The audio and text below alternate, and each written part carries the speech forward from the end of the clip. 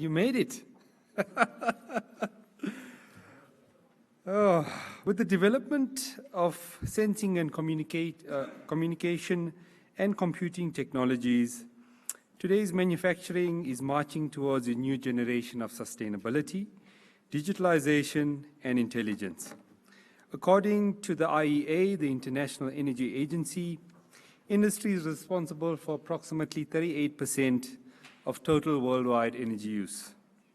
This means that secure, sufficient, and sustainable energy supply is a key factor in the well-being and growth of our societies, while increased energy efficiency has a positive impact on the competitiveness of all industrial sectors.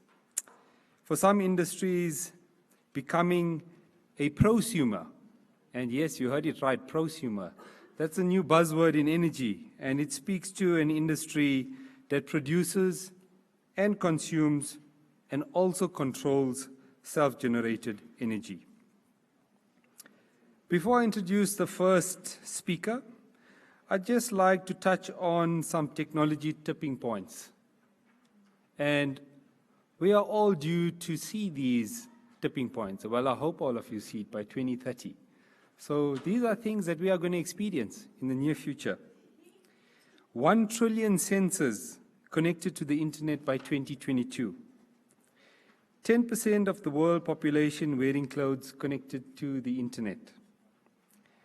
The first implantable mobile phone, commercially available by 2023. A government that will collect taxes via blockchain by 2023. 90% of the global population that will have a supercomputer in their pocket by the year 2023. And last but not least, the first AI machine to join a board of directors by the year 2026. So that's not too far. We are yet to experience those ones. My first speaker is David Volkwyn. David has property and financial services background with 20 years in the ISO trainer industry, entering the solar thermal field with the Dutch thermal PVT Solaris, concluded thermal projects in the hotel sector and is now focused on industry. David Volkwyn.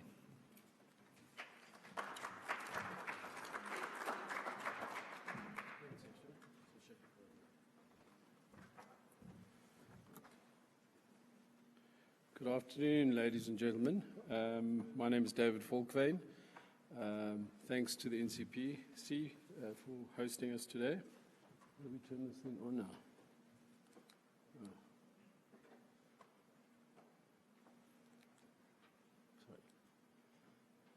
So I want to focus today on fossil fuels used in industry and how we can go about replacing those fossil fuels and finding alternative solutions to replacing fossil fuels.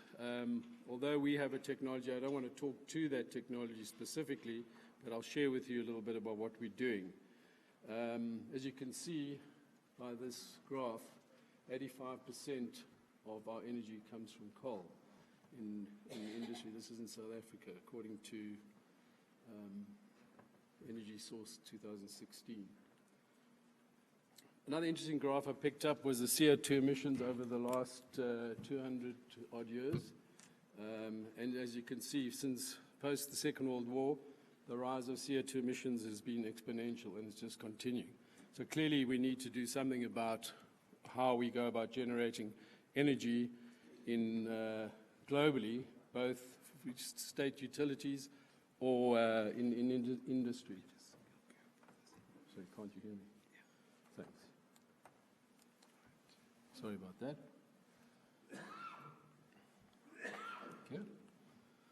So if we look at the future trends of fossil fuels, it's predicted by 2050, coal, oil, and natural gas will have declined. And probably 80% of all energy produced by 2050 will be renewables. So we're definitely on, and there has been evidence that there is a decline in the use of coal across the globe. So you can see we're going to have to start making that shift sooner than later. Again, interesting facts, coal price, this was up until 2006 to 2015. Coal prices more than doubled, so again, it will impact on industry. One of the big things in obviously with fossil fuels such as coal, we look at the subsidies that government's actually giving to the coal industry, which is supporting the growth of coal, and looking for new fossil fuel sources. So that's one of the things that has prevented, obviously, the transition to non-CO2 fuels. Some of the countries that we look at that have already reduced fossil fuel subsidies between 2015 and 2017. I think South Africa is ranked as the 9th biggest producer of coal in the world. As you can see, America stands out because they're not interested in, they're interested only in supporting the coal industry. Again, implementing carbon tax, we can see the countries that have implemented, particularly in Europe, the Nordic countries, Central Europe, and then obviously, so you see South Africa has already now adopted the carbon tax or carbon tax pricing systems. So it's not a very clear graph, so I hope you can see it. Just by transitioning, this was quite an interesting stat that I picked up. Just by transitioning, if we transition by 2030, governments can save over 2.8 trillion in carbon, will collect 2.8 trillion in carbon tax revenues, which can be put to use in other energy sources. Improves higher growth, global growth, GDP growth, 65 million jobs. And these are stats I've seen across many, many documents and publications that have been published. Increase in female jobs, and obviously a reduction in premature deaths caused by CO2 emissions.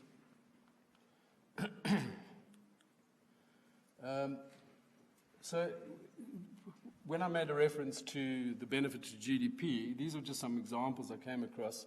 Sweden was one of the first countries in the world to adopt a carbon tax since 1991. Their current price of carbon tax is about $150 per ton. Their CO2 emissions have substantially dropped by 25%, and their GDP has grown. So there is robust cases of implementing carbon taxes and can benefit economies. We've seen it in California and in British Columbia. South Africa, we need to obviously accelerate this, taxing carbon tax emissions, which will finding enhancing efficiency to get more out of energy, transitioning to low carbon emerging systems, energy systems, to meet current and growing needs is not only technically possible, but also very desirable. And obviously one of the big factors is health. And if we look at where all the biggest carbon emissions are taking place in the country, they have some of the poorest health in those sectors. And I think, Sasha, you said your stat for heat, I think it was lower than mine, but most of your energy in industry, we see 83% of your energy is heat. Only 17% is electricity. So to transition to a renewable technology, we have some challenges. Electricity, the payback, as we can see, the payback is very good. The worst payback is coal, obviously, at the bottom. You've got gas and other fuel sources, heavy fuel oil, that sort of thing. So each case is different when making the transition. And these are some of the hurdles we have to overcome.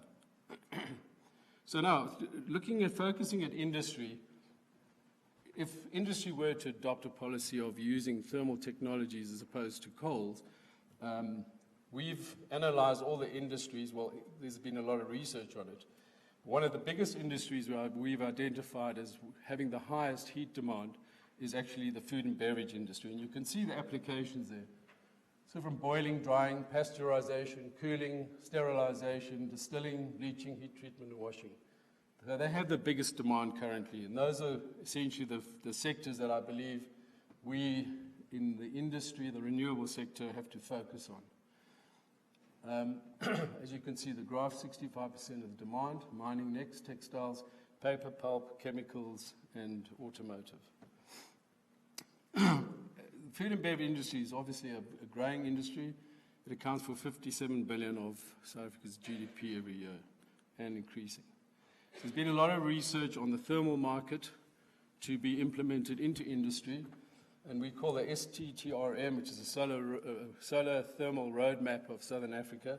The data shown is that there is potential, and we believe it's actually a lot higher than this. By 2030, we could implement over 4 million square meters of solar thermal technology in industry. Food and beverage, 40%. Sorry, just let me go back. The solar thermal installations globally that have already been implemented through various institutions such as Solar Payback, Soul Train. The biggest plants ever built have been in the food and beverage industry. There's 80 cases, 24 plants in machinery and 18 plants in textile. So there is sufficient data and proof that these systems do work. So what we do is we're really introducing a technology. It's a parabolic collector that can achieve temperatures of up to 160 degrees. We're working with a Swedish company to actually install a factory here in this country and roll out the parabolic curves to first apply to industry. There will be other sectors that we will look at once we've entrenched ourselves in the industrial sector. At a 12-hour shift, our output will be 55 megawatts per annum. We can double that with a full, with a 24-hour shift. So I'm just going very quickly because I don't want to focus too much on our technology. Just a little bit on Solicon. It's a technology that was started. In fact, the Swiss have probably over 40, 50 years of research in the solar thermal industry. And this particular company, their goal is not to sell a panel. Their goal is to sell factories, to ensure a quick rollout, a fast rollout of the technology globally. So we are really implementing a production line, setting up a production line here in South Africa. It is one of the only technologies that has what is called the Swiss SPF certification, Solar Key Mark, which means it's rated as one of the highest efficiencies and has one of the highest ratings as a thermal collector globally. Some of the installations globally that they've already installed, so there is proof of concept. So we are working with some international clients that will potentially go and look at some of these sites. We don't have any installations in South Africa as yet, and that's what we're working on at the moment to find a pilot project to implement here. We have a joint client that the NCPC has that we're potentially hoping to get a pilot up on their factory. So just to give you some ideas of the technology, what it can do, district heating, some of the installations by sector. District heating is a big one. Hospitals, hotels, pool heating, research, residential, and industry. But that's why I say we focus here because we believe South Africa has brilliant sunshine and brilliant irradiation that will certainly make the technology be far more effective than it is in Europe even. A little bit about how it works. It's a parabolic trough with a black stainless steel tube that concentrates the light and sends it through the pipe to heat up the fluid in the pipe. It's also a parabolic tracking system, so it tracks the sun's axis throughout the day to improve the efficiency. Typically, one panel's output can displace over, sorry, this is a little bit about the technology. So what we can do with the technology is also not only heating, we can do cooling, we can do steam up to 160 degrees, up to 8 bars, and then obviously evaporation and condensation for clean water. One panel can displace 550 liters of LPG gas per annum, 2 tons of wood, and 1.5 tons of coal per annum. That's just one panel. Just some technical stuff. Don't want to go into too much detail, except that we can get up 160 degrees with a stagnation temperature of 460 degrees. We've proven that 25 years is a realistic life expectancy, although we believe a robust technology such as this would probably give you a lot longer lifespan. Each collector group is 44 square meters. It's mounted in the frame on an axis tracking with a Siemens controller, so it would be controlled remotely through what we call Solar Central. We can integrate the system into any production line, into any process at different temperatures. So depending whether it's dairy has different temperature requirements, pharmaceutical has different temperature requirements, but we can integrate the system into each of these processes. Typical of what a ground-mounted system would look like. That's just some of the certifications. Again, I don't want to bore you too much with those.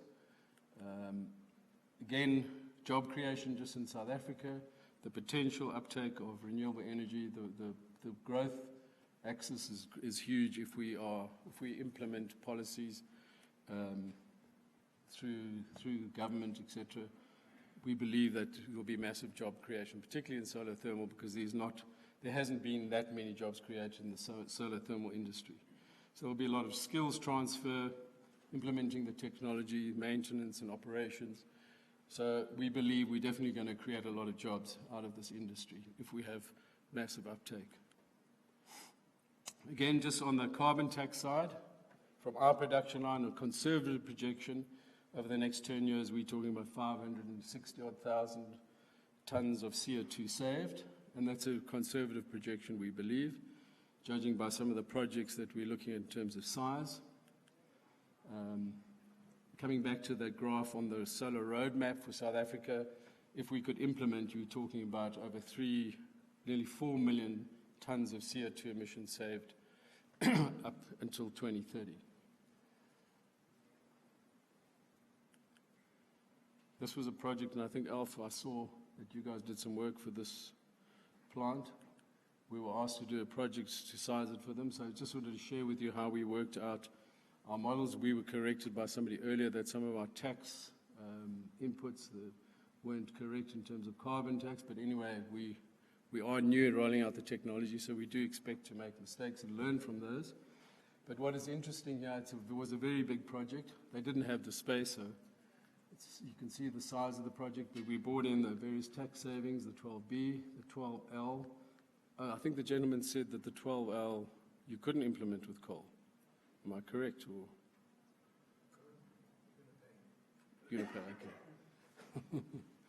So you can see over this project lifetime, we only projected to over 20 years. We're talking about 367 million saving in coal.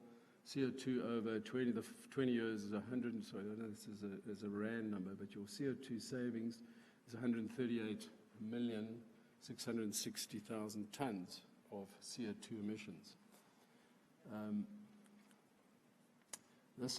giving you a couple of examples because I just wanted to compare the different fossil fuels transitioning and what the paybacks would look like. This is a pharmaceutical company.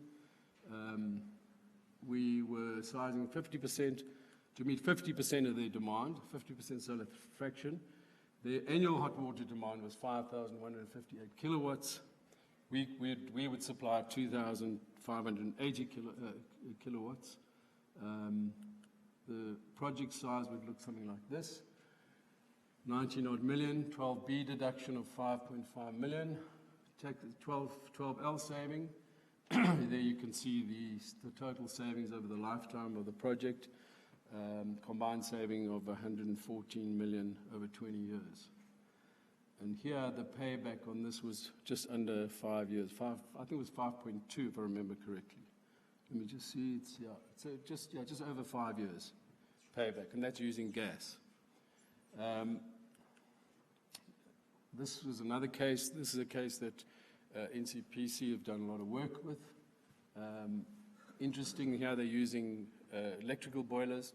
Obviously, the payback is going to look a lot better because if you look here, for a system of 3.6 million, we're only covering 25% of their solar thermal demand. The payback here in this instance is 3.2 years using electricity, bringing in all the tax deductions, the 12B, 12Ls. So you can see the challenge we face with coal being the biggest energy source, fuel source, is the least attractive. So we've got to have to find ways to get around that, to adopt these kind of technologies to reduce CO2 emissions globally. One of the other things that we do look at is peak shifting with thermal technologies, storage, which can then again enhance payback, particularly when you're talking about electricity.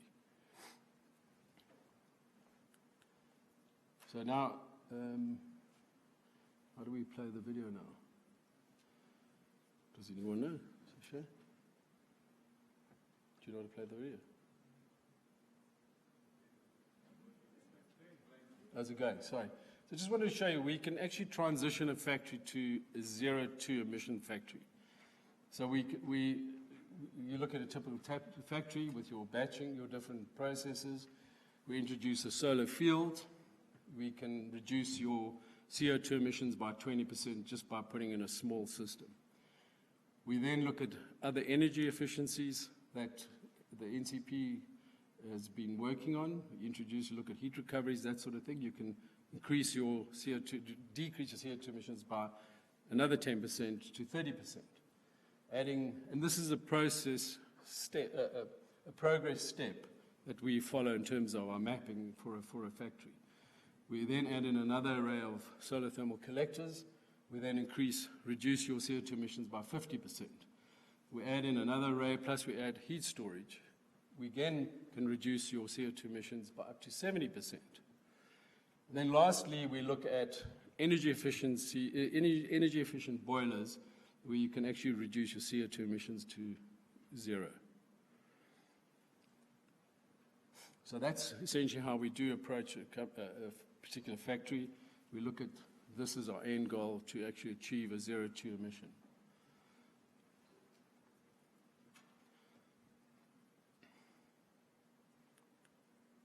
Typical roof installations, so I don't want to spend too much, ground mounted.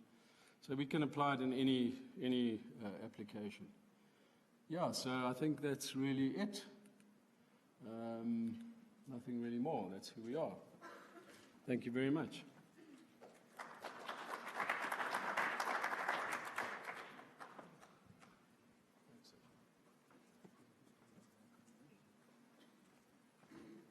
Okay, while we have David with the mic on him, are there any questions? One there. Any more? Great, go ahead. There was one slide where you showed, I think it was 80 kilowatts over 200 square meters or something for one of the applications. So I just wanted to know the efficiency of those solar panels. It's one panel, 3 kilowatt. 3 kilowatts? Yeah. Is that 3 kilowatts maximum or the efficiency? It's the kilowatt output, the efficiency. Efficiency 76% of the actual output. 76%? Correct. Okay, so from a cost perspective, how does it equate out versus a normal PV, which would be maybe 20-22% effective? It's, well, we're talking about a locally manufactured collector here. Our efficiency would be probably 3 to 4 times that of a PV panel in terms of efficiencies. So cost-wise, how does it work out? We try to come in around about 300 euros a square meter. Or that's an installed cost. That's piping, lagging, tanks, whatever the requirement is. You know, if these ancillary supports, such as heat pumps, maybe specialized boilers, that sort of thing, that would be an additional cost. Thank you. Pleasure, thank you. Thanks. Any other questions? Thanks, David. Thank you, sir. Cheers. You want this back? The gentleman will take it off. Can I ask a question? Sorry. Oh, one more question, David. Yeah. Can you, just to be clear, your process only produces heat Heat and steam. and Correct. steam. Oh, no, and we do cooling as well, obviously. with Okay, heat, but you yeah. don't produce electricity out. No. No. Thank you. Great, we're going to let David go now. Next up is Dr. Peter Klein. Peter Klein holds a BSc in Engineering with distinction and a PhD degree in Mechanical Engineering from the University of Witwatersrand. He has 8 years' experience in finite element modeling and experimental analysis of high-temperature thermal storage systems based on sensible heat storage and phase change materials. He's currently employed as a senior researcher for the Energy Center at the CSIR in Pretoria.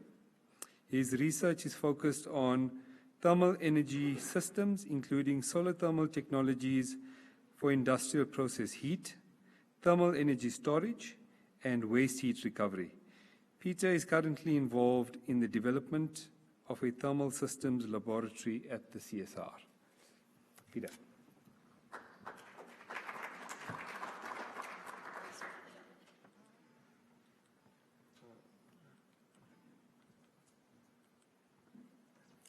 Okay, good afternoon, everybody.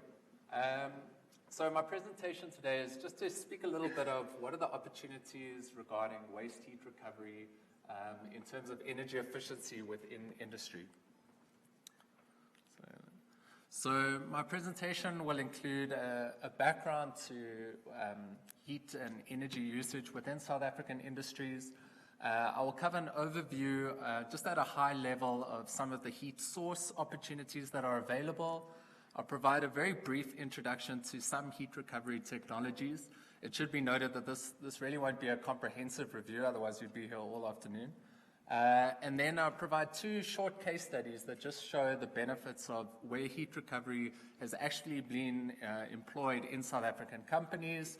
And then I'll just provide a short overview of some of the thermal energy research that we are going to be doing at the Energy Center. So just a short overview of how energy is broken down within our economy. We could see that as of 2015, the IEA energy balances show that industry is sitting at about 37% of final energy consumption. So industry is still currently the largest consumer of energy. And then when we look in terms of consumption of electricity, final electricity consumption is sitting at 61% by industry. How is that energy broken down amongst the different sectors of industry? So what we can see is the shift in energy consumption between 2005 and 2015. Again, iron and steel is the largest consumer of energy, followed by mining, chemical and petrochemical, and then non-metallic minerals, which is really the cement manufacturers. What we can see is an increase, unfortunately, in the non-specified industries, according to the Department of Energy. So we don't have a very clear breakdown of that 38%, but it really shows that most of the energy consumption is still sitting in the energy-intensive sectors, where there are significant opportunities for waste heat recovery. When we look at where does that energy go within typical industrial processes, the DOE really estimates that about 2/3 of the energy end use within the industrial sector is for process heating. There's also some process cooling, as well as hot water requirements and HVAC. So really, when we look at the end use of energy, more than 70% of that energy is thermal in nature. When we look at the breakdown of energy consumption and what are the energy carriers, only 37% of industry energy consumption is electricity. So there's a lot of focus on electricity and decarbonizing the electricity sector and energy efficiency measures around electrical systems. But really, if we only focus on electricity, we're missing a large piece of the puzzle. And what we need to do is look at ways we can reduce the direct consumption of fossil fuels, so coal, oil and gas within industry, and waste heat recovery is really a significant opportunity for this. Some graphs that we'll all be very aware of are rapidly rising energy prices. I think we all know that Eskom tariffs have increased significantly in nominal terms, so the actual price that we pay, it's between 2005 and 2019, it's gone up by 430%. In real terms, which is really what we look at in the energy space, if we remove the effects of inflation, that is about 150% increase. In terms of diesel prices for industry, in real terms, it's actually been reasonably flat, but it can be subject to high volatility. So that makes it very challenging for industries to plan their costs ahead when there can be these massive spikes in energy prices. David already alluded to it. Coal prices have been steadily increasing. When we look at this graph, it's difficult, unfortunately, for us to get detailed data on coal costs because most of the contracts with many companies are confidential, and it also depends strongly on how far the company is located from the mine. But reasonably, in Gauteng, we are now seeing companies that are paying in the order of 1,000 to 1,500 rand per ton of coal. So the coal prices are increasing steadily as well. So this really presents a new opportunity for waste heat recovery. When a lot of heavy industry was built in South Africa, it was built at a time when historically we had very low energy prices. So very low cost coal and electricity. So in many cases, a lot of infrastructure was installed in plants where it wouldn't have been an economic alternative. It just made more sense to either burn more coal or use more electricity.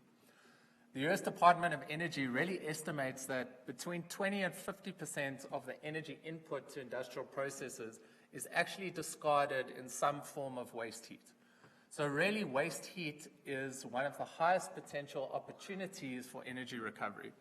And I think at the moment, it doesn't really get the spotlight that it deserves. If we are focusing on energy efficient lighting, but there's a furnace next door that is spewing megawatts of energy in terms of waste heat, it really is a significant opportunity.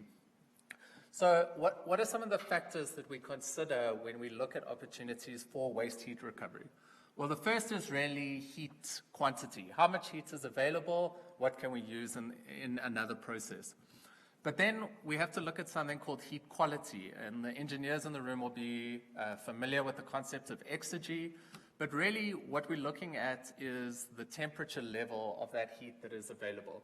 The closer that temperature is to ambient, the less useful that energy becomes to us. So really industries that have the highest exhaust gas temperatures are well suited for waste heat recovery.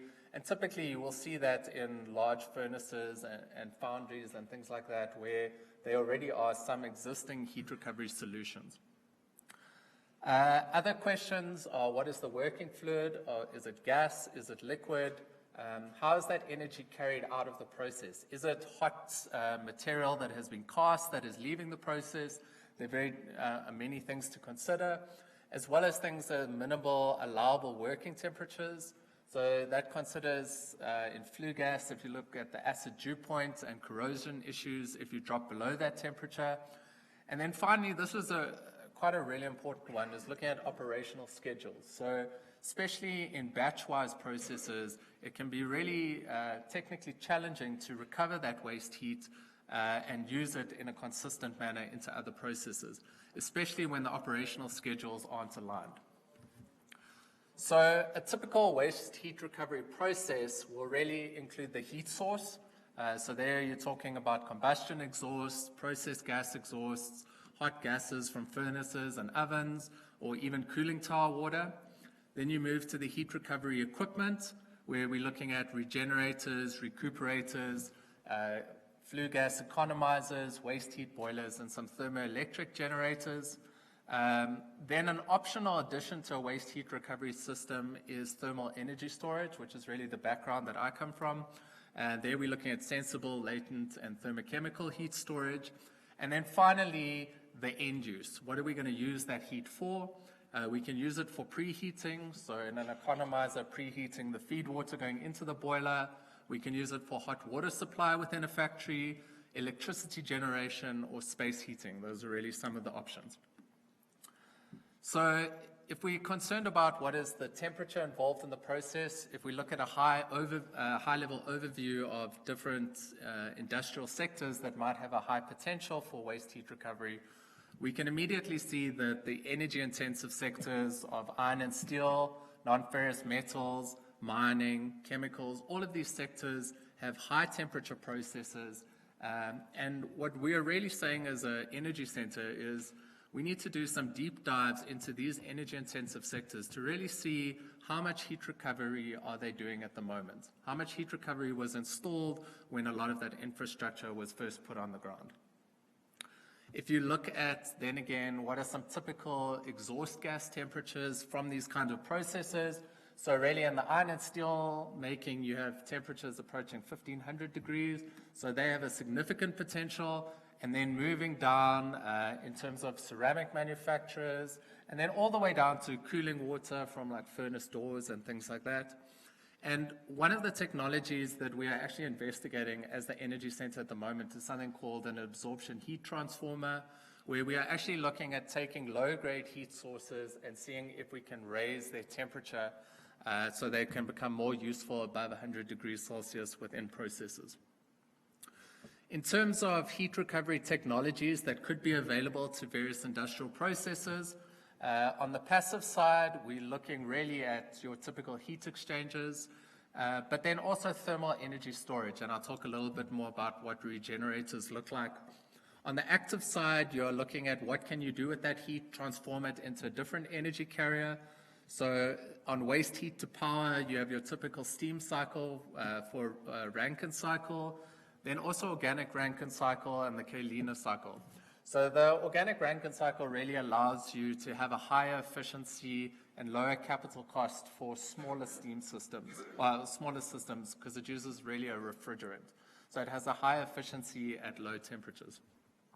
On waste heat to cold, what you're talking about there is an absorption chiller where you can use heat as an input and get cold as the output or cooling. And then waste heat to heat, we're really talking about how can we upgrade those sources through heat pumps. So I'll just flick very quickly through some technologies that are available. So a recuperator, here we're talking about a constant recovery of heat from a waste stream. This is an example, I think, of a radiative recuperator on an exhaust gas system. So these systems are really suited to high temperature furnaces, combustion, where you can do some typically preheating of air going into that process. Another option is a technology called regenerators. So a regenerator actually involves a small thermal storage unit. So what happens is on the one side of you typically have two beds that are either ceramic bricks or honeycomb monoliths.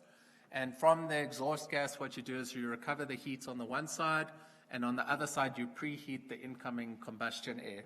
Once the two beds once one is fully charged and the other is fully cooled, then you reverse the process, and that way you can recover a high amount of energy.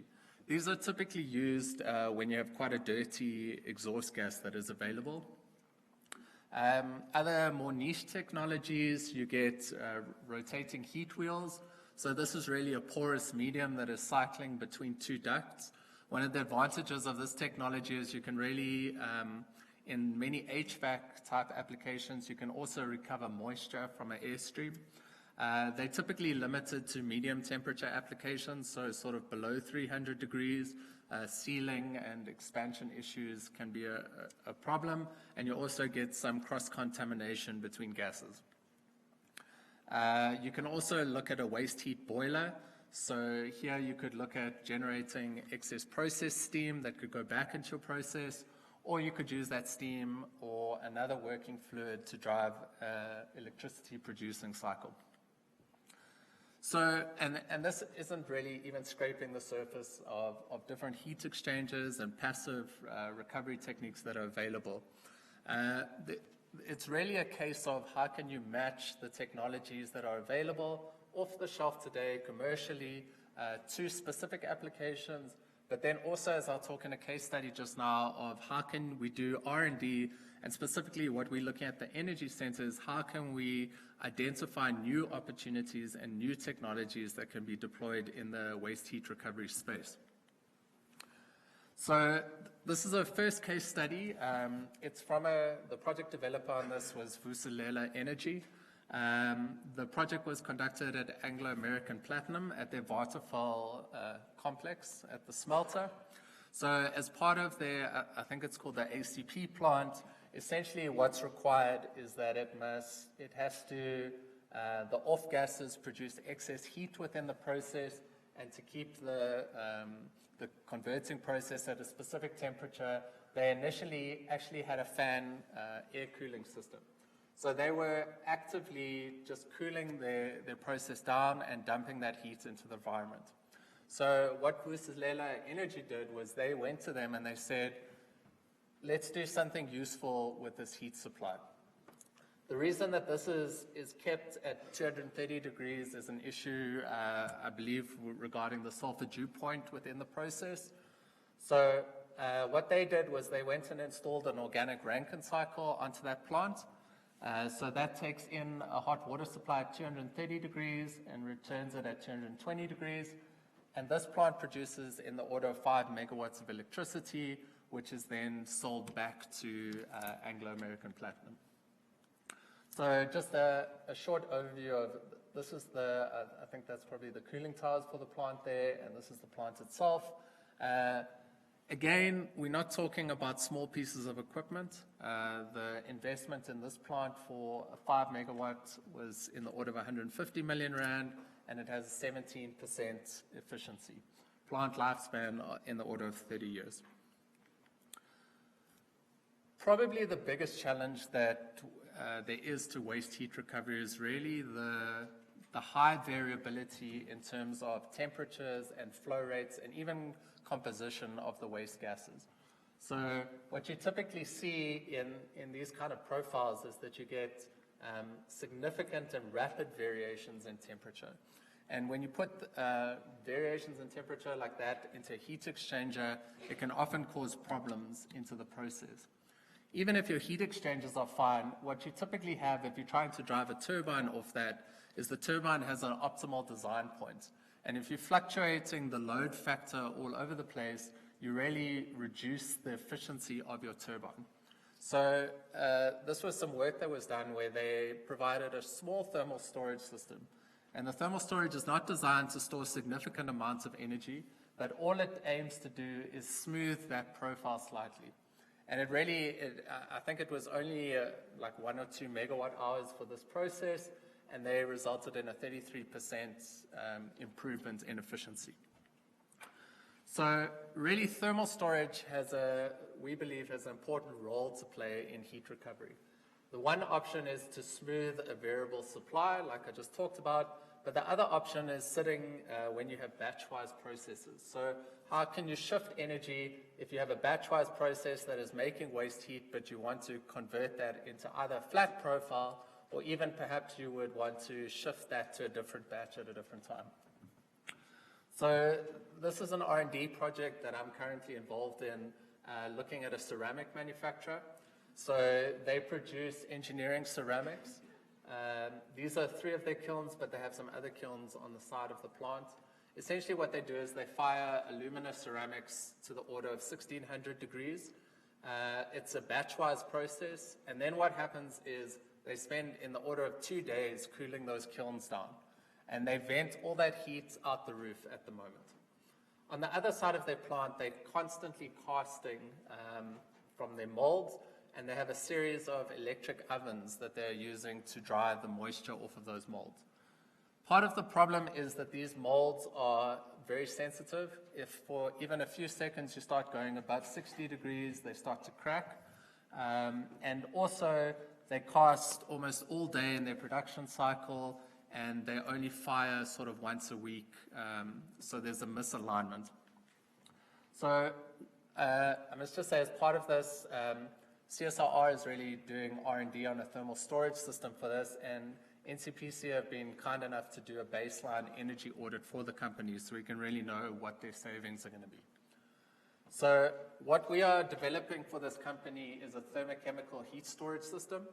So if we start on the drying side, they will have a chamber where they can dry all their molds.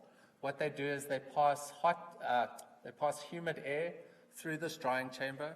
We have a thermochemical material in there that essentially acts like a desiccant. It pulls the water vapor out of the air, and as part of that process, it also releases heat back to the air. So what we get is an efficient, extremely efficient drying system where we get hot, dry air. You also can't subject the molds to 0% humidity or they will crack as well. So we have to blend in some ambient air. But essentially what we do is we have an efficient drying process that eventually this bed will become completely waterlogged. It will absorb as much water vapor as it can. And then what we do is we use heat from the kiln to regenerate that bed. So we pass that high temperature exhaust when a kiln is fired and they're cooling it down. We mix it with ambient air, drop it down to 200 degrees, and then we drive off all the water vapor that has been collected by that heat material. The advantage with this process is you can essentially store the heat recovered from your kiln indefinitely. If you're not passing humid air over this bed, there's no chemical reaction that takes place, and essentially your bed will stay at room temperature. So they really have the potential to store energy over months, even if they wanted to. Another option is that we get warm and humid air that will come out of here at 200 degrees, and we can actually look at condensing the water vapor from the casting process and looking at water recovery as well. So just very quickly to finish off, we're really in the beginning stages of the thermal laboratory. What we're really aiming to do is conduct really targeted R&D that is aiming to solve real questions that industry are asking. And how can we improve energy efficiency specifically within this thermal space, which is really where 70% of energy consumption is sitting in most industrial processes. So across the spectrum, we'll be looking at waste heat recovery. Power to heat is really a topic where we are looking at, in future, low-cost solar PV and wind are projected to become so cheap that at some point it actually makes sense to start electrifying loads. So instead of having a gas burner, you can use direct resistance heating to provide heat. You couple that with low-cost thermal storage, and that provides flexibility to the electricity grid as well as to your end-use customer. We're looking at solar thermal systems, particularly solar thermal for industrial process heat, and we're currently in the process of developing a plant at a recycling plant here in Johannesburg. Ambient heat, it's passive cooling design. So how can you transfer ambient cooling that is available in the evening periods? And then finally, so all of these are linked primarily with thermal storage to add flexibility to the energy system. So we're at a stage where we want to find out from industry what your problems are before we put all the hardware on the ground, and then start to really tackle those problems from an industry-wide perspective, not necessarily end use by end use, but at the end of the day, we're aiming to get hardware installed on the ground in South African factories. So roughly what a process would look like in terms of a lab development of a topic. If we take thermal energy storage, a significant part of that is materials research. So how do you optimize your storage materials? And then how do you get the heat in and out of your concept? Heat exchanger designs, heat transfer testing, and really prototyping and getting the equipment installed. So just to conclude, waste heat opportunities are really abundant, and I think I'd like to emphasize for people that are doing the energy audits to keep it in the back of your mind. Look at what are the energy streams, where is heat being exhausted to atmosphere, even at temperatures in the order of 100 degrees, there's often something useful to do with that. It requires a lot more on the process side to understand the processes within a company. What is the flow of energy, doing things like pinch point analysis, finding out where the opportunities lie.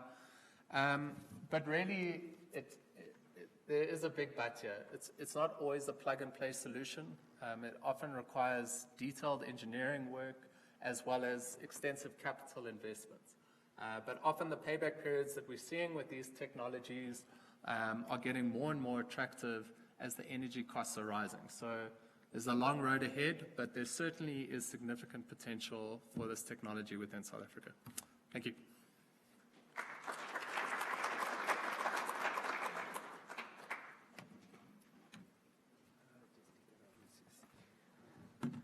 Thanks, Peter. Any questions for Peter?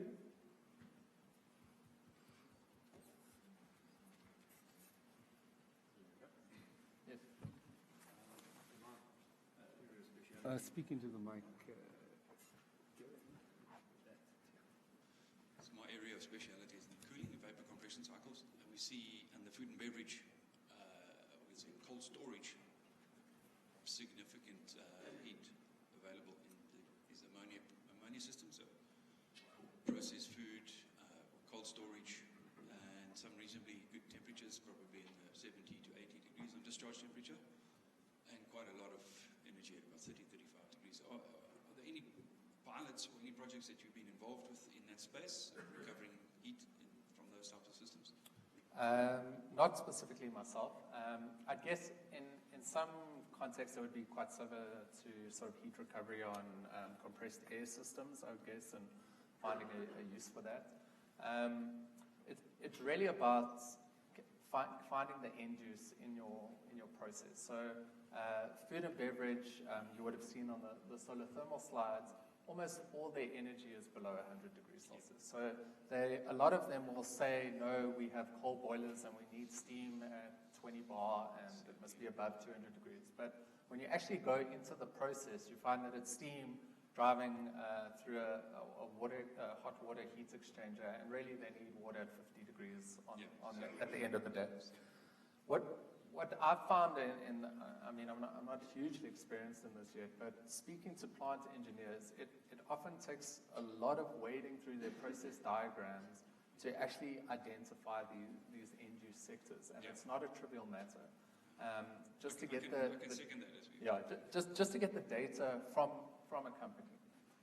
For example, we were working with a company, and they had evaporative coolers on the one side of their plant where they were cooling water down from 80 degrees to 40 degrees. And then on the other side of their plant, they were making hot water at 80 degrees with electric heating. And it's really just about, I think, getting it into the plant engineers and really getting onto the ground and understanding these opportunities. And in many cases, 1 or 2 heat exchangers can have huge payback periods. I think the payback period for that plant, they were talking hundreds of thousands of rand a month, just by diverting hundreds of kilowatts from cooling to heating. And I'll just say on the cooling side as well, one of the areas that we're looking at is thermal energy storage to make those systems flexible. So specifically, ice cooling is a very interesting option, and loads that can be very flexible in future will have huge value. The more flexible your electric loads are, the more solar PV and wind you can absorb without needing massive batteries. So we're going to see a value that maybe not in the next 5 or 10 years, but moving forward, there's going to be a huge value on loads that can be flexible. So how do you build thermal storage into your cooling process? How do you recover that heat?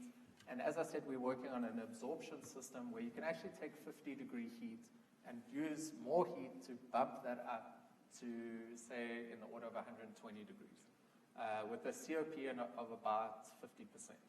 So you lose half your heat, but you can bump it up to a more useful temperature. If it's waste heat in the first place. Exactly. It would be useful if there could be an incentive for companies to have this called thermal storage systems, ice banks. It's quite pricey, but very reliable and stable. So there is an incentive at the moment for large companies, and it's a time of use tariff. Most companies that are on a megaflex tariff, if you look in winter, they're paying $350 a kilowatt hour in peak periods, whereas they're paying 60 cents at night. So actually one of the things that we are busy investigating at the moment as a CSR is how can we integrate ice storage on our own campus, and particularly even possibly for this venue here. So the ICC to integrate ice storage. Nice peak loads. Yes. Exactly. The problem is that per kilowatt of ice bank is quite pricey. Yeah. Everything's relative. It's pricey, but compared to what? Compared to a lithium-ion battery, it's offering the same flexibility, but it's much cheaper. Thanks. Anyone else? We got 2 minutes for Peter. Thank you, Peter.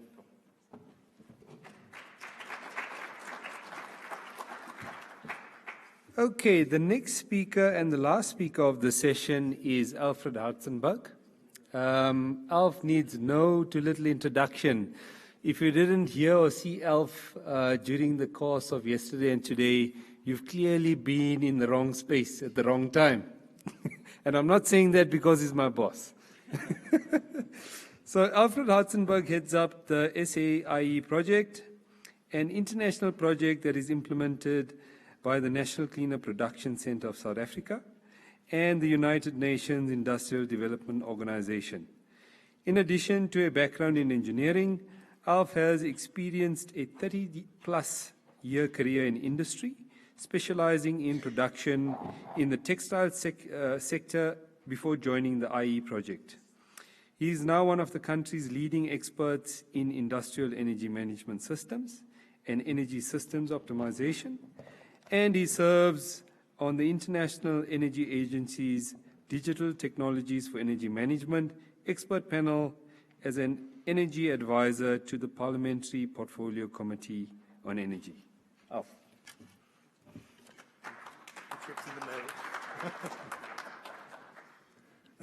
Thank you, everyone. And well, Peter and David, we've had some pretty analytical and technical presentations. So as we close the 2 days where we spoke at length about what we achieved, what we should do, what we plan to do, I, in my closing presentation, will try and capture that, because at the end of all our efforts, we need to take stock sometime of how we're doing. And like we have a financial year end, we have an energy year end. And Sachet mentioned in his opening address, he referred to the International Energy Agency. And the International Energy Agency has been pretty good in analyzing performances. So it's important for us to step back a while and just have a look at how we're doing globally, but more particularly how we are doing in South Africa with regard to a range of issues that touch energy efficiency. And through its work, the IEA advocates policies that will enhance the reliability, the affordability, and the sustainability of energy in its 30 member countries and also in 7 association countries. And amongst those 7 countries, we have the 5 BRIC countries, of which South Africa is one, including Argentina and Indonesia, and others beyond that. So it's becoming increasingly clear that energy efficiency can bring many significant economic and environmental benefits. And yes, it's also clear that huge energy efficiency potential remains untapped. So in this Energy Efficiency 2018 presentation, I'm going to just highlight, and there'll be more analytics, but the good news is it's going to be a lot shorter. So I'm going to highlight just the performance, global performance in terms of energy efficiency. And then we're going to, midway in the presentation, look at South Africa and look at how we are doing as far as energy efficiency is concerned. And through the work that the IEA has done, we have been able, through the 2018 energy efficiency publication, seeing them compare the performance of South Africa with the other 6 leading emerging nations. And this year's report is probably the most comprehensive analysis of current and future energy efficiency trends and benchmarks produced by the IEA to date. To start off with, I think it's important that we get a sense of these concepts, these scenarios, what the global CO2 emissions reduction scenarios developed by the IEA. And at the top of the graph, we have that line there. We call it the new policy scenario. And the new policy scenarios take into account existing energy policies, globally existing energy policies, and announced policy intentions, as well as nationally determined commitments made under the Paris Agreements. So what that really says, if we continue with existing policies and policy intentions and NDCs, we are going to be tracking in terms of absolute emissions, CO2 emissions, we're going to track that profile. And it's not going in the right direction. So the IEA developed what they call the Sustainable Development Scenario. And the Sustainable Development Scenario is tracked by that line that takes us down there and sees the reduction from about 30 gigatons of CO2 emissions to where we want it to be, round about the 18 gigaton mark. And why that? Because we want to cap the average global temperature rise to under 2 degrees Celsius. Because it's been determined beyond 2 degrees Celsius, life becomes very unbearable for all of us. So the Sustainable Development Scenario quantifies the likely effects of putting into place policies to realize the potential of all known energy efficiency measures that are economically viable. And they include, as you could see on the right-hand side of the slide, energy efficiency, renewable energy, fuel switching, nuclear, carbon capture and storage, and other. Now, what that sustainable development scenario shows us that energy efficiency on its own cannot bring about the stabilization of emissions that will serve us to cap it under the global average temperature rise under 2 degrees Celsius. And what that sustainable development scenario also shows is that energy efficiency's contribution in limiting climate change will be strongest as part of a package of measures, including increasing supply of renewable energy. And what that really says that if you take those two together, that's 80%. 80% of the measures to mitigate CO2 emissions will be that package of energy efficiency and renewable energy.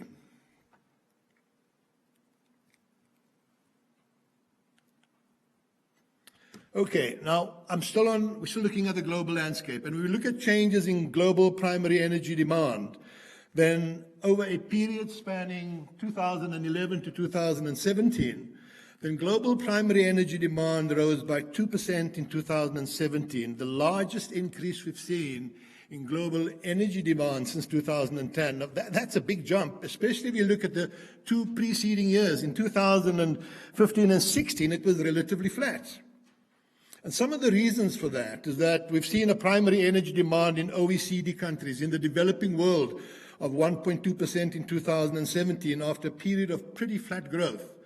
This was particularly pronounced in the EU, where demand increased by 2.1% in 2017, the highest increase in the EU since 2010. In non-OECD countries like South Africa, energy demand has also increased at a faster rate in 2017 at the rate of about 2.7% after years of almost flat growth. But that has largely been influenced by a very large increase in the People's Republic of China of 3%. So the message here is energy demand is certainly taken a very big diversion from where we think we were heading up until 2016. If we look at another analysis of this global energy use and look at the decomposition of final energy use, the IEA introduces three factors that define the total energy consumption, and they call it activity effects, structural effects, and efficiency effects. And activity effects are those activities that by its nature influence either an increase or decrease in energy consumption. Structural effects speak about changing the way energy is consumed or the type of energy that we're using. Energy effects simply is a change in the ratio of the unit of energy per unit of activity. And what is quite interesting from this particular graph is that the activity and structural effects have had a larger impact on energy demand than energy efficiency. And that is quite, and once again, I just want to remind you, we are still looking at the 30 IEA member countries, the 5 BRICS countries, as well as Argentina and Indonesia. If we analyze that a little bit further, and we have a look at where we were in 2000, around about 2000, then in terms of the activity effect, we've seen a significant increase in energy demand. Then the structural effects were pretty stable, and then thanks to energy efficiency, we've seen a decrease in that to take us to our 2017 energy use in exajoules. So that is where we were in 2017, and when we take that and we analyze that, we can see the contribution of industrial and services energy efficiency improvements to that. And had it not been for energy efficiency, then global energy demand would have increased significantly more than that. Now, before we go into the next analysis, I think it's important to talk about, and I really hope that we had more politicians here today or in this particular session, because the next, and really most of the next of the analysis I'm going to present speaks to policy. And there are two elements and two definitions that the IEA uses to define the role of policy in energy efficiency. One of them is policy coverage, and that's when a policy is implemented, the energy use that is subject to the policy is said to be covered by it. So all the energy use under any policy the South African government publish would be defined as policy coverage. Policy strength, on the other hand, measures the extent to which a policy increases savings magnitude over a period of time. Now remember those two concepts, because we're now going to look at an analysis that speaks particularly to those two concepts. And here we look at policy coverage in 2017 by sector, and this is still a global analysis. And let's look at what that is telling us. So we see here that policy coverage for industry is virtually not there. It's small, it's almost non-existent. And most of energy is consumed by industry. And that's an opportunity, that's a gap. We look at the policy coverage that we have for residential and commercial buildings. And commercial buildings is getting a lot of attention. And that is really mirrored in what we see in the South African context too. A lot of policy coverage for buildings, building standards, greenhouse, and we'll talk about what we've done in South Africa. So in terms of policy coverage, it is hugely disappointing that the single biggest consumer of energy is and experiences very little policy coverage. Now, here's another very interesting graph in that the IEA then looked at what they determined to be strengths, and that is obligation strengths and energy savings. And on the right-hand axis, they plotted the percentage increase in what they called obligation strengths. And obligation strengths were essentially looking at the targets set by a range of nations for energy reduction under the policies that they had developed. And on the left-hand axis, we looked at simply, which is the blue bar graph, of what was actually achieved. And it's interesting, if you look at South Africa, that is what we had, that was our obligation strength, and that's what we actually achieved. So we had fallen quite far short of what, as a country, we had expected to achieve.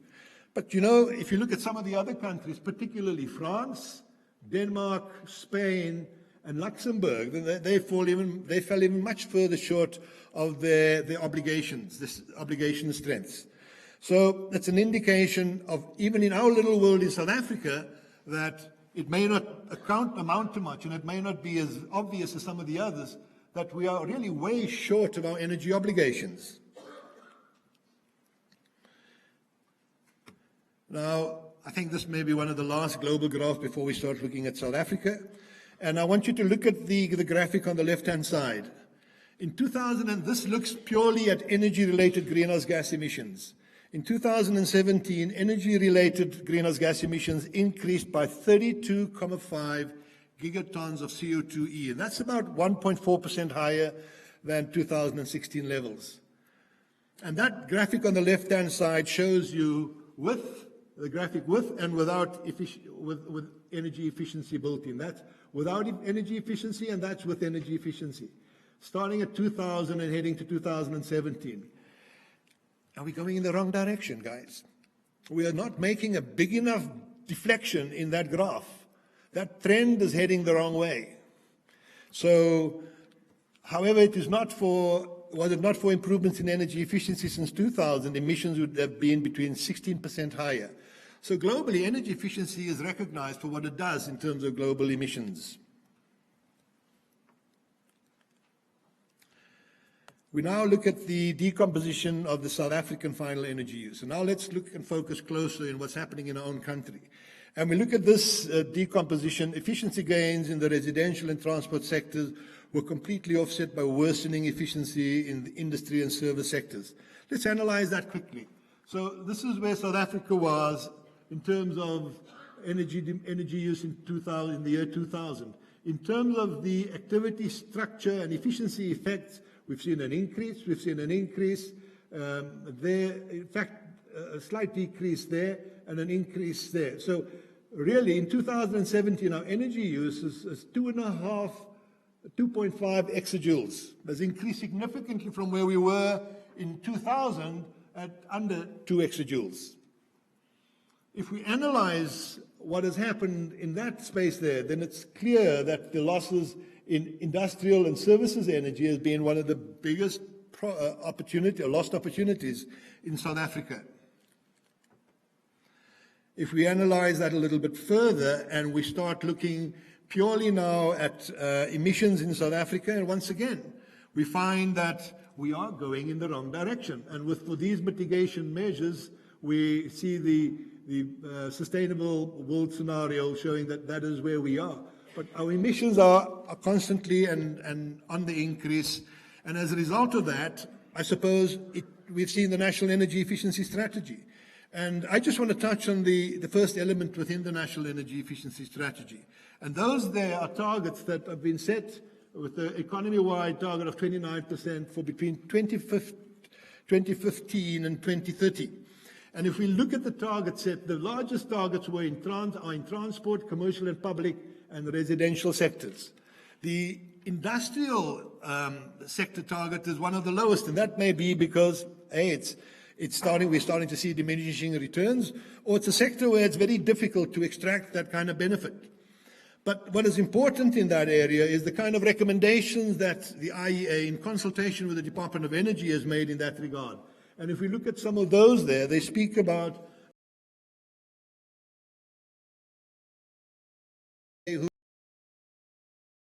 recommendations. They talk there of the introduction of a minimum energy performance standard for industrial electric motors, and that's one that has really boggled our minds for a while in South Africa. We do not have a very large electric motor manufacturing plant capacity sector or subsector, but yet we are reluctant because we import most of our motors, electric motors. And I know of large plants in South Africa that import container loads of IE0 and IE1 motors from China, when in China they have a minimum standard of IE2. So China manufactures these low-efficiency motors and ships them to South Africa because we're willing to buy them. And there is no way we would have impact on employment in South Africa if we were to consider, or government were to consider, implementing a minimum energy policy, efficiency policy for electric motors. We've seen what it's done in Europe over a period of 5 years in Europe by starting to implement minimum electric motor efficiency standards. We've seen motor usage in Europe migrate upwards to IE4 and now IE5 motors more commonly. And that's an opportunity that we have and the government needs to act on to make sure that we start to see a wider scale adoption of energy efficiency motors in South Africa. They also referred to minimum design standards for industrial boilers as some of the measures that we can do to achieve that target for the industrial sector. And we now reach some of the final graphics for South Africa. And here we look at the mandatory policy coverage for different sectors in South Africa. And noticeable is that we have no industrial energy use in South Africa is currently covered by mandatory efficiency policies, reflecting a lack of MEPS for electric motors or mandatory efficiency improvement targets. So industry consumes most of our energy in South Africa, but we have no policy in South Africa that speaks to or covers the energy use and consumption within the industrial sector. That's a big gap. That's an opportunity waiting to be filled. And in fact, South Africa performed the poorest of all the other 7 leading emerging economies, the 5 BRICS countries, including Indonesia and Argentina. In terms of policy coverage, we were particularly poor. And the only reason that we see pretty good transport coverage is because of international shipping standards. Once again, as I said earlier, we are reflecting a national trend here in that our non-residential buildings in South Africa has some of the greatest policy cover. And if we look at some of those, the policy coverage that we have, if successfully implemented, policies outlined in South Africa's NEES could increase policy coverage quite significantly in line with some of the other countries. Only 3% of our total use of energy use in South Africa is covered by policy on energy or energy policy. At 7%, coverage was the highest for non-residential buildings, and that means commercial buildings, due to the presence of building standards that are planned for successive tightening. Minimum energy performance standards for customer applications, including refrigerators and air conditioning units, contribute to policy coverage in the residential sector, which is currently around 5%. And finally, The potential coverage around 24% indicates that this will grow in future as existing energy-using appliances are replaced with new stock. And I hope that we start to see greater coverage than that. The big elephant in the room, however, remains the lack of policy coverage for industrial energy or the industrial sector. Now, to get a sense of why we see the relatively better coverage in commercial buildings, the Green Building Council of South Africa launched its net zero building certification in 2017, and the amount of floor area covered by certified green buildings already exceeds 1 million square meters. The Green Star building certification was launched by the Green Building Council in 2009, and in the first 3 years, certifications grew over 2,000%. And in the second 3 years by 471%. So we can see what the impact of policy, we can see the efficacy of policy. And if we had similar policy coverage in industry, we may have seen similar performances and take-up and adoption and compliance in industry as well. And if we look at the IDC commitment, the Industrial Development Corporation commitment in South Africa, of $1.2 billion for green industry and 120 million euro credit facility for renewable energy and energy efficiency projects, that really must underscore or provide the basis for great improvements in terms of net zero building uptake. So in terms of the next key steps that we need to consider, and we're nearing the end of this presentation, is many of the existing policy gaps were identified in our National Energy Efficiency Strategy, the post-2015 one. And really, we should start looking at industry a lot more closer than what we are. That minimum energy performance standards on electric motors is an absolute no-brainer, and I don't know why that has taken so long to happen. Measures that mandate the implementation of energy management systems, where DOE has been threatening or warning that we're going to see compulsory energy consumption data reporting annually, and allied to that, energy management plans. We are looking forward to that day. Implementing the proposed policy measures, South Africa will be able to benefit from the experiences of other major emerging economies like Brazil, China, India, Indonesia, and Argentina. And through such measures, South Africa has the opportunity to provide an example to other African states, and some of the states that we had at this conference could certainly benefit from that as well. So to wind up as a final slide, I think it's important just to talk through these global trends and highlights.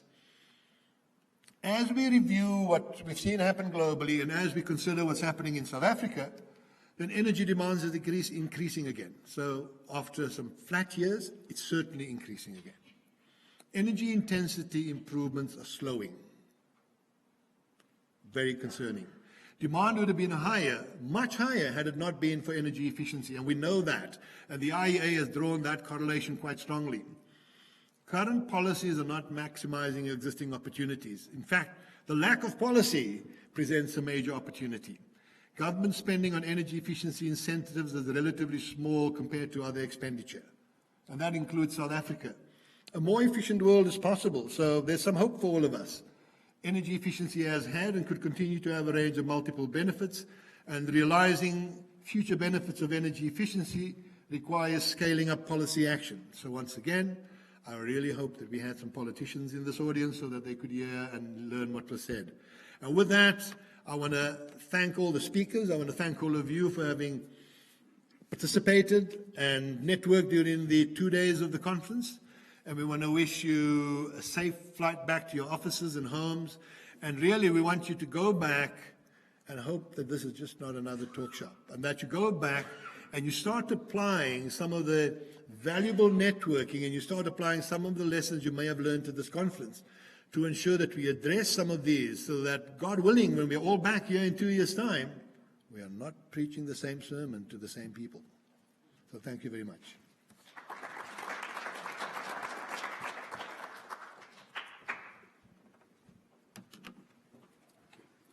Thank you, Mr. Oxenberg.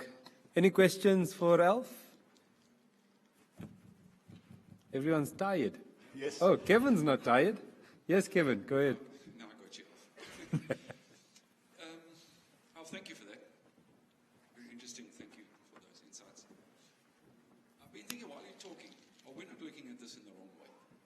are we talking at it in the wrong way? In the wrong way. We're not, as a sector looking at energy efficiency, are we not legislating the wrong thing? What I mean is, should we be legislating energy efficiency or rather the efficient use of energy? A practical example is the customer buys a very efficient chiller and runs it at night when there's no occupancy in the building. So if there was a metric or way of measuring what he did with that cold water or did with the building and legislate around that rather than trying to get the energy efficiency rating of motor X, but it runs in the wrong operating envelope and those stuff. It's a sort of maybe an massive oversimplification, but it's looking at the coin on the other side. No, I think you touched on an important element. Remember what we said in a lot of our early work and our presentations. What we do is not a siloed approach to our problems. And we have become more and more aware that energy efficiency interfaces and integrates with a lot of other disciplines in business. Inventory management, productivity, product quality, you name it, a whole host of other areas. And we can never, and we should never be seeing our focus as purely just energy efficiency. So I'm willing to have that argument and fight about the terms you talk, if I can get greater policy cover and greater buy-in from management. Right now, that's the front. That's where our battle is. When we get past that, we can start to talk the nuances that you are referring to. But there's no doubt, and we're under no illusions, that what we do is a little siloed activity and approach. What we do impacts everything in the business. Okay, thanks. Yeah, I mean, ultimately, if we're able to measure the efficient use of energy and what the metric was for that, I don't know how you would do it. Obviously, it's different for every Come to our business, ENPMI every training. sector. But business would take care of that themselves. They would not buy the cheap motor or this motor. They would make sure that ultimately it's up to them. Kevin, we have in the project, the group of project managers, we've changed our approach and we've started to listen more to industry. So we don't go in and talk energy efficiency, because you can't bank energy efficiency. We go in and we talk energy product, or we think energy productivity, and we talk about the elements that the businessman on the other side of the table really is kept awake with at night, which is the profitability, the delivery of orders, the productivity, the quality of the product, the bottom line. So we engage at that level too, because we realize that when we capture the interest at that level, we can show them how what we do can enhance and nail that down. Well, I mean, I know this, the assessments that we've done on the refrigeration side for you guys, there is a measurable connection on the regression analysis, for example, so we know this. So that's ultimately the end game. Yeah. But I say just that's a different way of looking at it. Yeah. No, it's become energy productivity, where we don't only look at energy efficiency, but we look at some of the other key business indicators, but we also don't only look at a business within a supply chain. We look up and downstream at making sure we optimize those interrelated activities up and downstream, because it's no good I work with the meat excellence that supplies Woolworths with the meat products, but don't look at the Woolworths themselves and the way they manage the meat in their stores and the way they manage the head office energy. We need to look at all of that. We need to look at the abattoir that supplies the meat to excellent meats. And that is the kind of approach the IEE project has started to take. Thank you. Go ahead, Barry. Sure, you can go ahead. Sorry, Alf, in terms of policy, have you considered the carrot and stick approach to that? Because obviously businesses are going to react badly if you start telling them how to run their shop. Even in terms of anything, in terms of energy, they're going to have quite a bad reaction. But if there's some kind of an incentive for them, in your discussions with government on those kind of things, is there discussions around the incentive against the legislated punishment kind of thing? Thanks, Barry. Government is very well aware of that. And you know, Barry, the carrot's been around a long time, and sometimes business fails to bite. We have offered virtually fully subsidized or free technical assistance to them. We've facilitated linkages to financial institutions for them. We've offered to come in and help them on a whole range of elements outside our normal scope of business. And you need to ask yourself, had it not been for the carbon tax, do you think behavior would have changed in South Africa in the next 6 years to achieve a 50% reduction in our emissions? I don't think so. And if anybody in this audience thinks so, I'd love to hear that. So there's no doubt that a carrot and stick approach is considered. And in many ways, I think we see that playing itself out in South Africa. We have some glaring deficiencies, as we saw by our policy coverage in South Africa, compared to other emerging economies like us. We need to see a lot of sense creep into the way also we develop some of that policy, because at a meeting, an international meeting, one of the, a leader in the Dow Chemical Group got up and says that our governments are signing agreements for technology upgrades that are simply not achievable. So they are signing and setting deadlines for processes and developments that take 20 years, but they're making commitments to see that happen in 5 to 10 years' time. And as a result of that, they're trying to force a step change when it really is physically impossible. And a lot of big companies like Dow now refuses to make any large investments because of the fear and the risk that they won't meet that international or company deadline or national government deadline.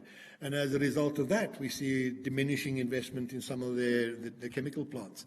So I believe it's a conversation that needs to happen with all stakeholders, but it's something that I can assure you government is very sensitive to, is the need to balance that carrot and stick approach.